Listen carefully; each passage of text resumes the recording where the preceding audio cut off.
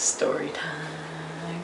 Okay, now I'm going to tell a story about my first night out in Korea at a club. So I'd been to bars before, but this was my first time at a proper club, like crowded, music too loud, ain't talking to anybody, supposedly dancing club.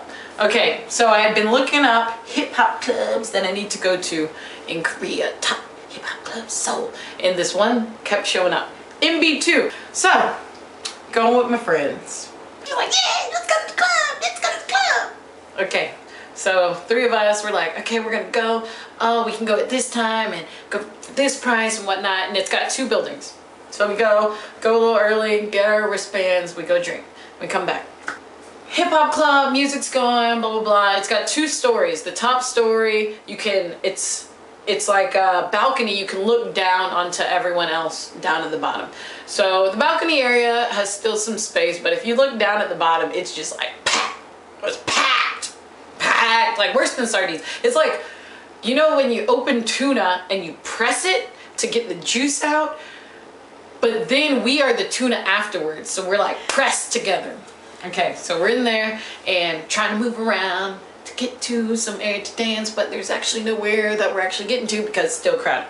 So I'm in shorts because I knew better than to wear a dress to a nightclub, because one of the biggest things I hate about nightclubs is everyone getting a free feel. Everyone wants to, oh, I just brushed past you on your backside. No matter how much space is behind you, I'm gonna find a way to feel you up. Nightclubs, life. Everywhere, worldwide. Okay, so I'm like, I wore shorts tonight. Y'all can't get me. So I wear shorts and I'm still getting felt up way more than I would like to. So we're walking around downstairs in the super crowded area, or we're really more like squeezing around and getting felt up a little too much, more than I'd like. I've had a few drinks, so I'm like, you know what? I know how to handle this situation. The next guy that touches my rear, I'm going to grab his hand, and then I'm going to lift it up and look at him and be like, don't touch me. Okay, this was a great idea at the time. So I was like, okay, I'm dancing with my friends in our little space of 1 foot, and feel something brush against my backside. And I'm like, ha, I got this. So I take my hand, I'm like, rah! And I'm like, and then I stick my hand there again.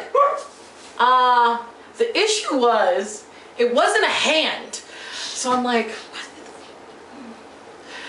It was somebody's tallywhacker all on my rear.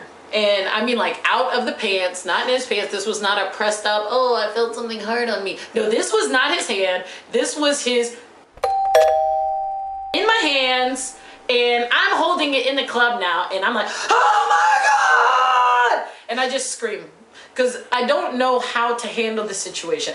I'm angry and disgusted at the same time. So I don't know whether I should like punch the guy, or like, you don't even know what to say. It's one of those moments where you have all these ideas of things you would say until it's happening. And you're like, oh, and I turn around and just like scream at the guy and just, ah! And I push him as hard as I can, until he like falls back onto the people behind him, because it's such a tight group that if I push him really hard, he falls back onto the people behind him. And I turn around to my friends and I'm like, we gotta go upstairs right now.